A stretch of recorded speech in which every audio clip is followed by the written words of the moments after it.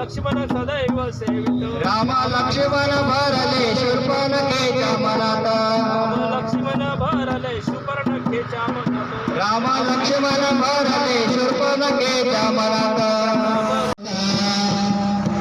जनी फार प्रेमे तपे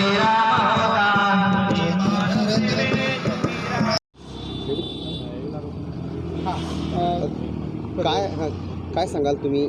शूर्पणखेचं दहन केलेलं आहे, काय संकल्पना होती, नेमकं काय असं केलं आहे? आज आम्ही शूर्पणखा वृत्तीचं दहन केलेलं आहे. नेमकं मी हे सांगाल की आपण वर्षानुवर्षे आपण बघतोय का रावण विजयादशमीच्या दिवशी रावण दहन केलं जातं.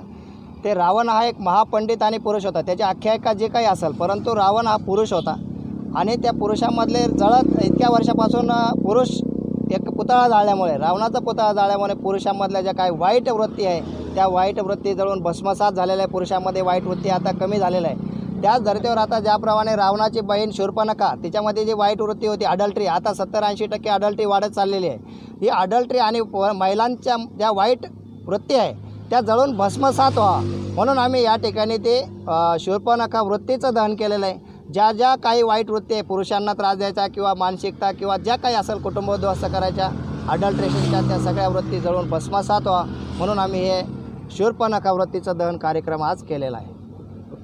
बरं, याच्यामध्ये फटाके वगैरे लावण्यात आले होते, फटाके कशासाठी होते? हे फटाके लावण्यात आलेले होते याच्यासाठी, कारण आम्ही जे आमचे जे संसार झालेले आहे ते फटाक्यासारखे झालेले आहे. आज दिसायला चांगले दिसत आहे, पण आत्ता जरी पेटला त्याला कोण कधी येऊन आग लावून जाईल आणि त्याचा कधी भस्मसात होऊन कसा त्याचा आवाज तर येतो आहे, पण ते सांगता येत नाही आज झालं आहे, कारण आज फटाका एकदा वाजून गेला का संपला आहे.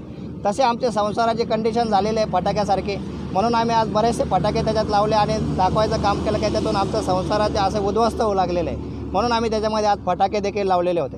दुसरीकडं तुमच्या मागण्या नेमक्या काय आहेत? का महिला आयोग जसं आहे तसं पुरुष आयोग स्थापन झाला? आमच्या मागण्या अशा आहे का ज्याप्रमाणे महिला आयोग आहे तसा पुरुष आयोग देखील पाहिजे. ज्याप्रमाणे महिलांसाठी महिला दक्षता समिती आहे तशी पुरुष दक्षता समिती पाहिजे.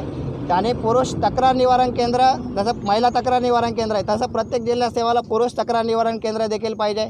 दामिनी पथकप्रमाणे दामोना पथक देखील पाहिजे. पुरुषावर अन्याय झाला का त्याला कुठंतरी जाऊन ते सांगता आलं पाहिजे, अशी आमची मागणी आहे. या संदर्भात काही प्रशासकीय पातळीवर काही तुम्ही पाठपुरावा केला? या संदर्भात प्रशासकीय पातळीवर आम्ही जवळजवळ 2017 पासून पाठपुरावा करतो आहे, मागणी चालू आहे. परंतु गृह विभागात जातं आणि ते आमचे निवेदनं आणि पत्र जाऊन त्या ठिकाणी प्रलंबित राहतात. जोपर्यंत आता शासनाला आम्हाला हे कळत नाही का शासन किती पुरुषांचे जीव घेणार आहे. आपण यावर्षी जर बघितले तर कितीतरी लोकांनी आत्महत्या केल्या. त्याचं कारण फक्त एवढंच आहे का त्यांच्या ज्या व्यथा आहे ते कोणी ऐकायला तयार नाही आणि ऐकून घेऊन त्याच्यावर कारवाई होत नाही.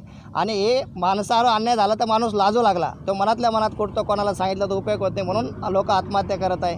मला शासनाला हे सांगायचं आहे का अजून किती पुरुषांचे तुम्ही जीव घेणार आहे. आपल्याला जर विवाह पद्धत टिकवायची असेल तर नक्कीच आपल्याला कुठंतरी दोघांना हे लिंगभेद जो चालला आहे तो संपवावा लागेल. आणि पुरुषांना आणि स्त्रियांना सारखे कायदे करून दोघांसाठी समान कायदे आपल्याला लागू करावे लागतील आणि महिलांना जसा महिला आयोग तसा पुरुषांना देखील पुरुष आयोग झाला तरच कुठंतरी याच्यावर पर्याय निघेल.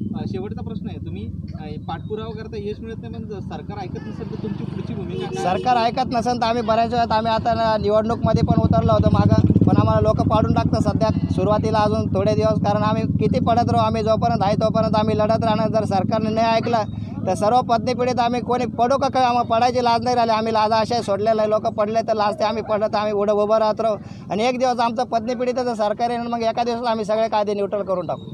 तुमचं नाव? भरत फुलारे.